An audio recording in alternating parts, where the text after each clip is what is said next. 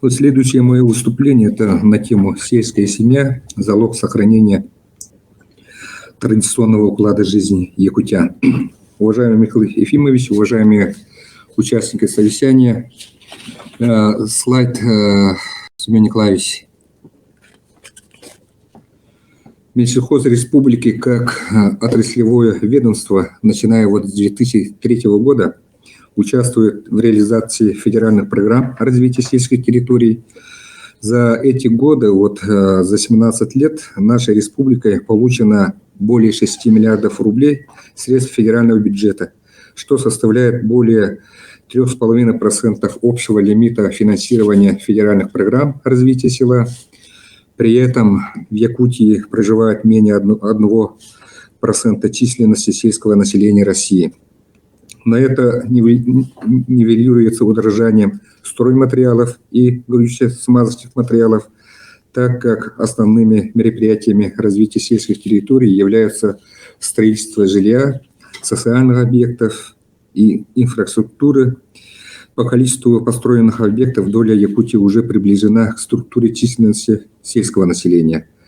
За эти годы более 500 тысяч сельских жителей получили социальную выплату на строительство жилья, за счет чего введено 380 тысяч квадратных метров жилья или 18% от общего ввода жилья сельской местности Якутии. Это позволило снизить темпы миграции из села в город. За 17 лет реализации федеральных программ развития села численность сельского населения Якутии снизилась всего на 2% против 4,5% в среднем по стране. К сожалению, в последние годы объем финансирования данной соцвыплаты для Якутии многократно сокращается. Если в 2019 году по данной соцвыплате было введено 409 домов, то на этот год план составляет всего 10 домов. Но это связано, что с прошлого года, начиная 2020 года, работает другая программа, это льготная сельская ипотека. По этой программе фактически стимулирует миграцию из сельских поселений в районные центры и малые города, так как имеется требование о наличии каменного фундамента для индивидуального дома. Например, в 2020 году в Якутии было выдано 198 кредитов, из них 59% или 117 кредитов выдано в 5 городах и поселках с низкой долей сельхозпроизводства. Реализация другой программы льготного ипотечного кредитования на территории Дальневосточного федерального округа в размере 2% годовых для молодежи до 35 лет также провоцирует массовую миграцию молодежи из села в город. За первый год реализации данной программы в Якутии выдано более 3000 кредитов на сумму более 11 миллиардов рублей, из них в сельской местности всего 180 кредитов или менее 6%.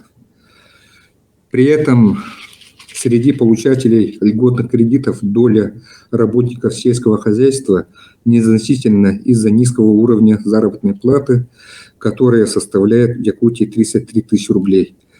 Кроме того, остро выраженная сезонность сельхозпроизводства в условиях Крайнего Севера не позволят нашим фермерам и личным подсобным хозяйствам обеспечивать ежемесячные выплаты по кредитам.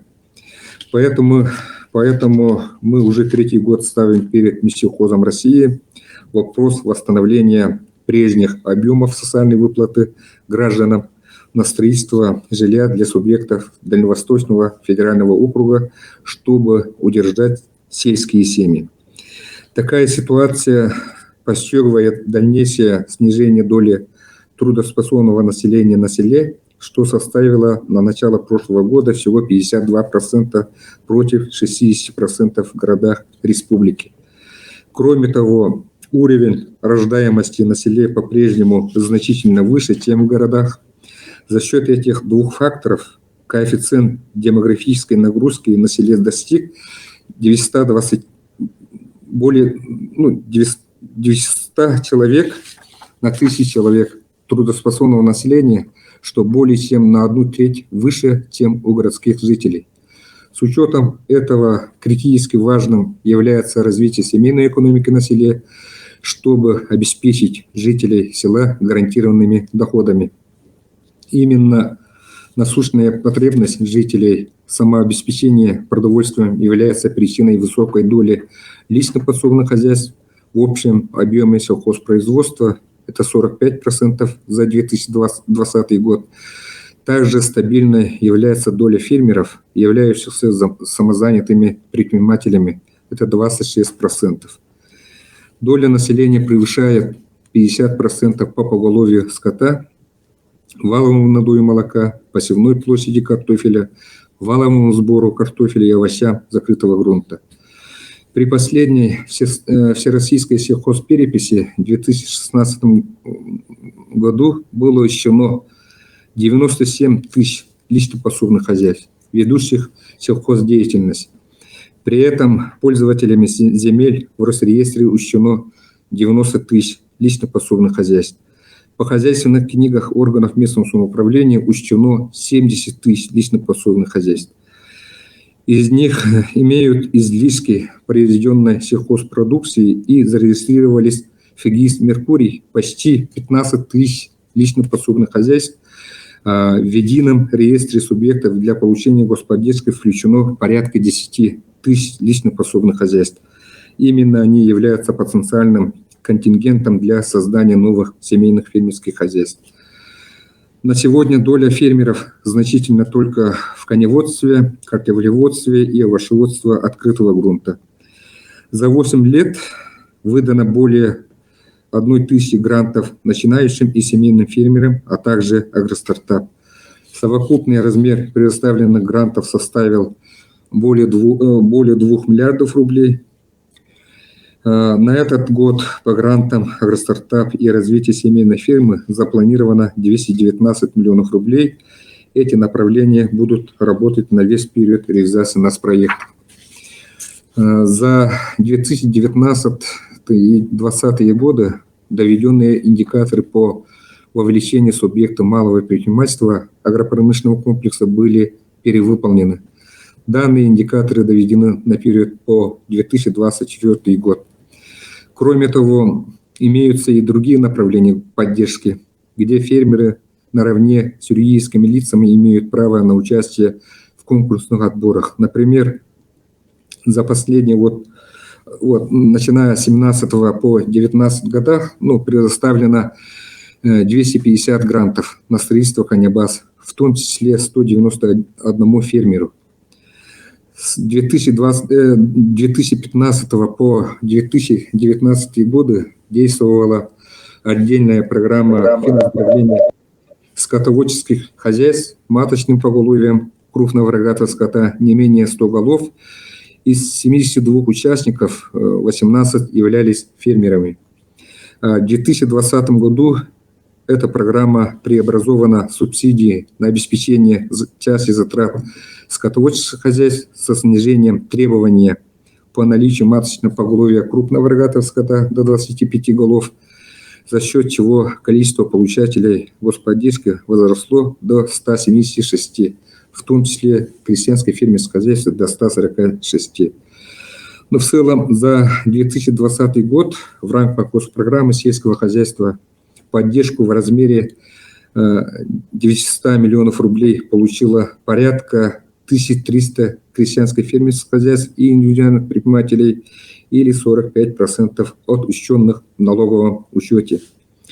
Кроме того, с прошлого года начато финансирование поставки поголовья скороспелой живности и кормов через местные бюджеты, как и иные межбюджетные трансферты.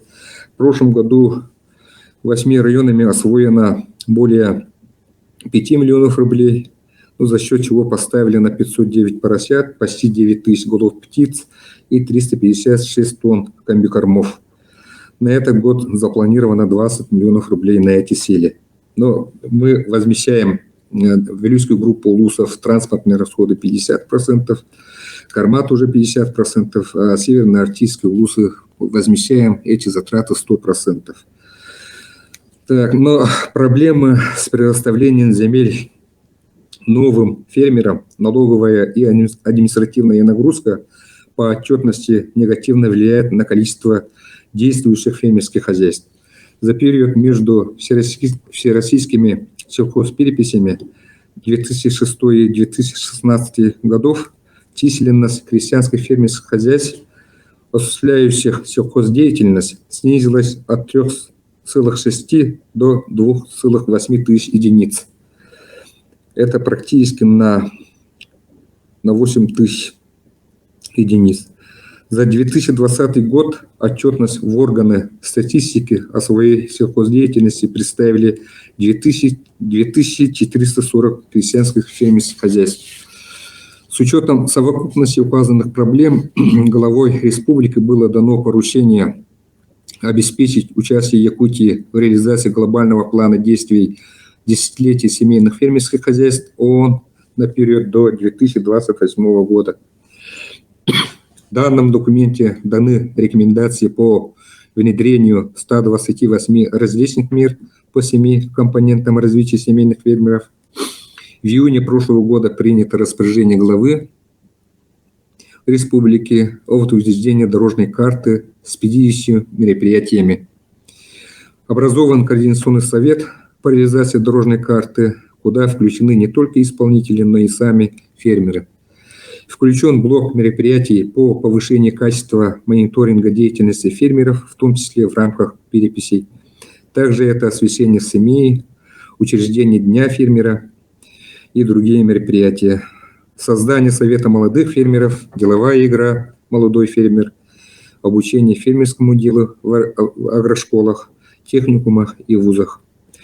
Дальнейшая деятельность Союза сельских хозяйств, актуализация регионального портфеля, образовательные программы фермеров. Также отраслевое консультирование фермеров в различных формах. Также отдельным блоком включена актуализация законодательства в части мер социальной поддержки фермеров. Отдельный блок тоже посвящен обеспечению земельными ресурсами, инвестиционной поддержки, также агрострахованию. Также включен самый проблемный блок вопросов доступа фермеров к рынкам, куда включено 10 мероприятий. Это разработка тех условий по национальным пищевым продуктам, производимым фермерами. Также это организация приоритетных закупок продукции фермеров в государственных и муниципальных закупках, где имеются тоже проблемы крайне низкого участия местных товаропроизводителей. На слайде видно, всего лишь мы где-то около 20% местной продукции через государственные и муниципальные закупки реализуем. За 2020 год по государственным и муниципальным заказам закуплено сельхозпродукции и пищевых продуктов на 775 миллионов рублей. Из них только 59 миллионов рублей поставлено местными производителями, или это 7,5%, около 8%. Отдельной мерой включена организация сельхозрынков в городах и райцентрах, а также иных каналов сбыта продукции фермеров. Единственным официально зарегистрированным сельскохозяйственным рынком на территории республики является акционерное общество ССР, хотя по данным Минпреда Республики Якутия зарегистрировано 3800 торговых объектов по продаже продовольственных товаров. Это отражает показатель крайне низкой доли местного производства в совокупном объеме реализации продовольственных товаров порядка 9%. Таким образом, данная дорожная карта отражает весь спектр проблем развития семейного фермерства и призвана стать основным ориентиром развития фермерского движения в нашей республике на период, как уже было принято, до 2028 года. У меня все по этой теме.